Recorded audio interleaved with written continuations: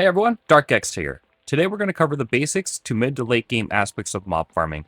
In the first part of the video, we are going to cover mob spawning, rates, and drops. In the second part, we're going to cover a very simple entry mob farm setup. This is primarily for early game only, but it's a step in the right direction in understanding how cells work. The last mob farm that we will be reviewing is a mid to late game mob farm.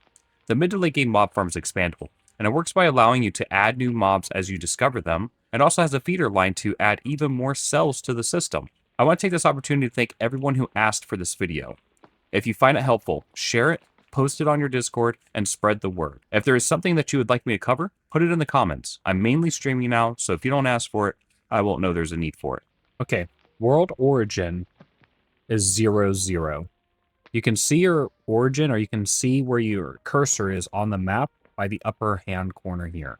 Each spawn tile is 16 wide by 16 down. Every cell has a separate 15 to 22 minute spawn event timer that is separate from other cells. Each mob type spawns independently of others, so you can spawn simultaneously all in one cell. One thing to note is the radius of an active player. So 208 tiles or 13 cells out is your active spawn range. So if you're within 200 tiles of something, it is going to be active. An easy way to know this is if you're in your base, if you're in the center of your base, Gorm's Trail is roughly about 200 to 220 tiles out. Okay, so this is the chart that I use to model my farms. This chart is rather old, so some things may be out of date, but so far everything has worked for me splendidly. At the top of the chart, you'll see tiles for 90% spawn chance. We need at least 7 tiles in that zone. So that's just key to note. That's really what we're going after. And then it also shows maximum spawn events, which means this is how many creatures should spawn if there is a spawn event occurring. So keep that in mind when you're creating these farms, that they're not completely balanced. Going down here, you'll see some of them have 460 tiles and 23,000 tiles. How you would get this if you wanted these to spawn at a 90% chance is you would actually put 2 cells together and completely build them out. Same for this one. If you're trying to get a 90% chance for these to spawn, you would basically do an entire cell just for this. I don't see a use for these guys too much, so I haven't built these farms, so I cannot comment any further on them. And the last thing that I want to note in this system is there is no spawn cap. All right, so that's important to know. But there are diminishing returns if something is left in the spawn cell. So you could, in theory, absolutely pack an entire system. Okay, let's go over this chart real quick. So at the top of the chart, it kind of shows what has a 30% chance of dropping, 30 to 6%, 6% to 1%, and less than 1.5%. So one thing to note is when you are farming, why are you farming these mobs? So if you're going for health potions or potions in general, orange is really important for the beginning potions and some of the potions that give you buffs that you can't get on the second table. And then they also drop a small amount of seeds, and they drop some figurines and other things too, and ancient stones. So they're a good source of all these materials. And then moving down the list, the next notable one is going to be the Caveling Hunter. Caveling Hunter drops all various types of seeds. So they are great for getting all your seed types that you're going to really need for your farm and to build your farms up. And then they also do drop a few rings and some weapons. Another great thing about this is you're able to sell or salvage those rings, or salvage the items. Moving down the line, other things to note is you could get mechanical parts, and you could get ancient stones from the Caveling Scholars, and you can also get ore.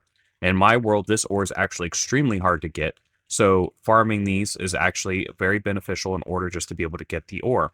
Now, one thing is if you watched my last video, which there'll be a link for at the end, of my auto smelting, auto sorting system, then having this tied right into my main system means that all of my ore is automatically smelted and everything else sorts itself that needs to be sorted. And then beyond that, all the armor that's left over at the end, I can either sell it or I can salvage it. And when you salvage, you can get hundreds of mechanical parts and ancient stones, and also you could get a lot of resources from salvaging. So having these farms going all the time or as soon as possible is a great way to gather base resources. So the sooner you set the system up, the sooner it's going to pay dividends for the rest of your game.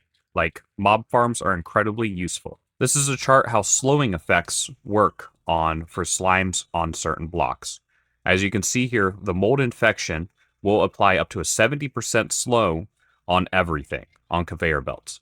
But The other slimes do not work with the conveyor belts. So putting them under there could potentially spawn slimes, but it would not actually have any effects. While if you put them underneath other blocks, the effects would pass through. The basis of this farm is to be completely minimalist. Like, it's just what you need to get started before wall.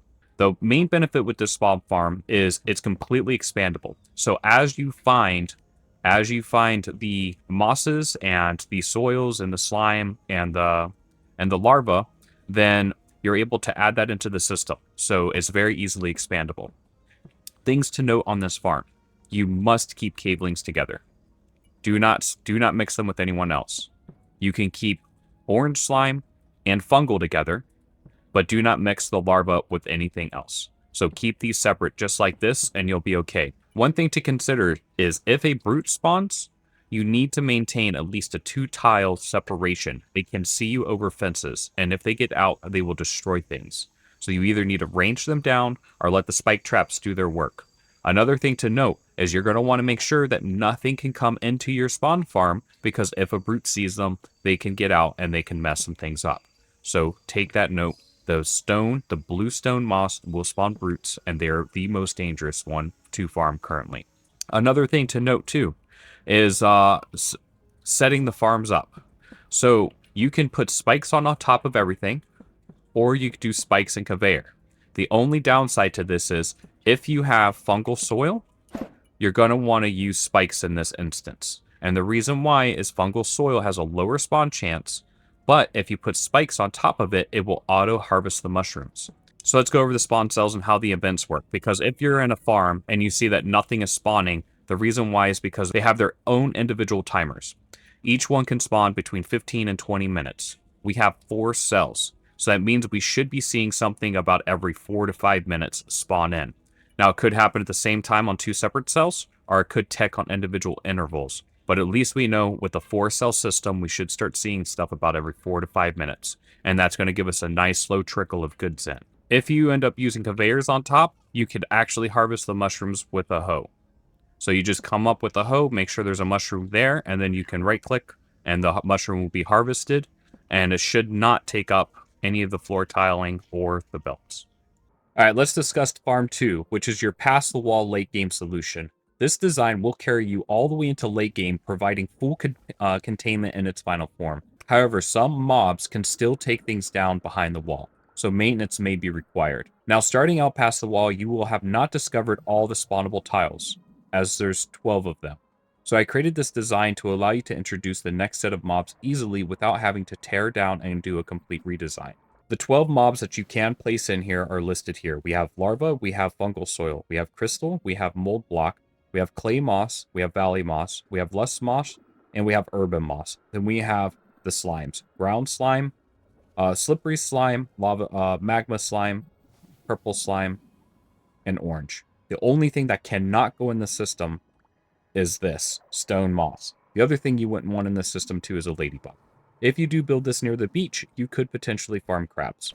So right here in the center is the center point of our cell. What you're going to want to do is just run a line of moldy block just completely all the way through, and that's going to be your conveyor out. And then the next thing you're going to want to do is actually add in 2 more strips of the mold block. So this whole center section here is nothing but mold block, and that's what's going to give us the 4 cells of moldy block. Then the next thing you're going to do is whatever ones that you have available to you, you can just go ahead and add a strip in. And then you're going to want to do a conveyor coming down. And then if you only have one, then just put a wall right next to it. And then when you discover the next one, tear the wall down, put the next strip in, and then move the wall over one. On these 2 cells here, you'll be working in the west direction, and these 2 cells here, you'll be working in the east direction. So you're going to want to start from the center, work your way out. And then you want everything to tie into your antechamber. Okay, moving on to the antechamber. You must start with spikes and hand collect if you want full containment. Automating at this stage risks a breach. But once you upgrade to turrets, you can build this version with what I call an S-tier antechamber. What makes it S-tier is even if the mobs break everything in here, or they somehow are able to destroy the arms, they cannot get out. This right here is open just so you can kind of see the design, but you would run a wall all the way across here. The last thing you want is mobs getting out and then belting into your base and messing up your second antechamber, or worse, if you don't have a second antechamber, then they will have a direct line into your base with the conveyor system. So be mindful. There are 4 main modules that you can use to help expire the mobs. So spikes are the entry level and they're very risky to use. I recommend getting away from spikes as soon as possible. Turrets, which you see here, are much better and offer a full containment solution. So again, as soon as you run this wall right here, this is a full containment solution. Even if they break a turret, they cannot get out. You may have to come in here and fix a turret, which is fine. It's significantly better than them breaking out. After turrets, you would have materializers. Materializers can also provide full containment. You could choose between ranged or melee fighters. I prefer ranged orbital turrets or arcane mages. One element about a materializer that is so powerful is if a hologram dies, then another one spawns in its place right away, and is tough for mobs to directly hit. So these are a S tier solution. Crystals are arguably the best. It can take a lot of hits and does a good amount of radiation damage. Radiation can damage everything but what spawns on the crystal biome.